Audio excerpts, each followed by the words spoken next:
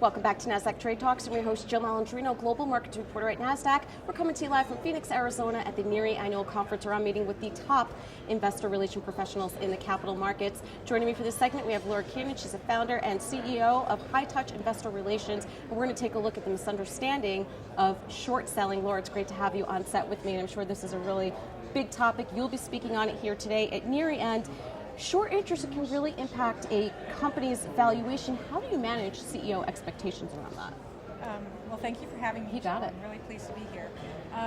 This is a very difficult topic for any IRO to get their hands around because the data is so opaque related to short interest. What I typically do is advise IROs, CEOs, CFOs on how to better understand how short interest is impacting their stock.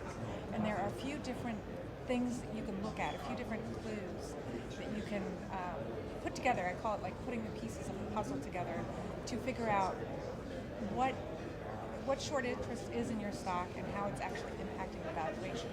Because it can literally have billions of dollars worth of negative valuation on your stock.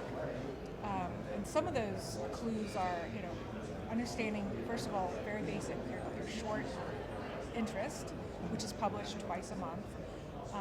Your short lending rate, which is a lot harder to get. Actually, when I worked for Ubiquity Networks, I reached out to my people at Nasdaq, and they helped me gain access to this information.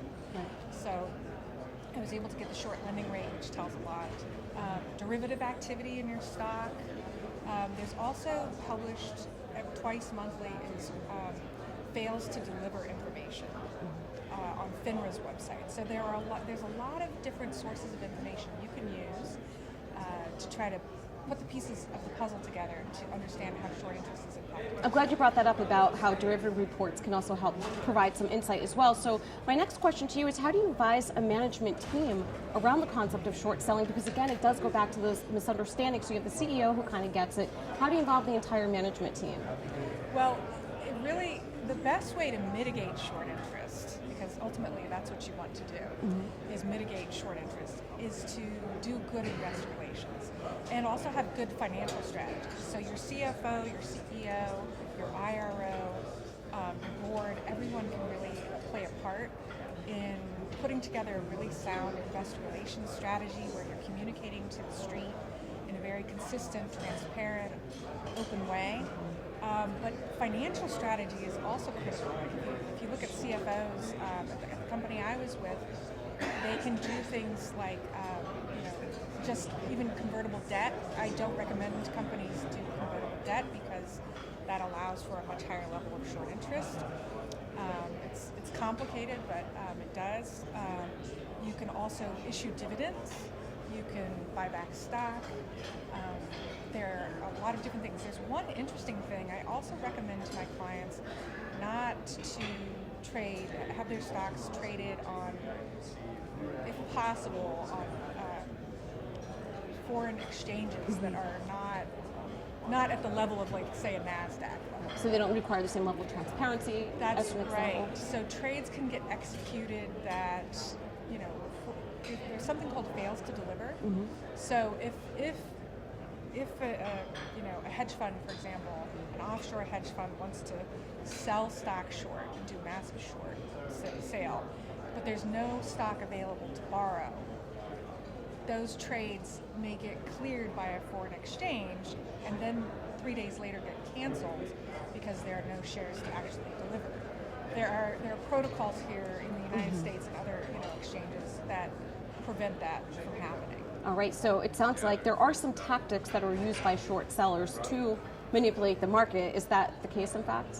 Yes. So there are two types of short selling.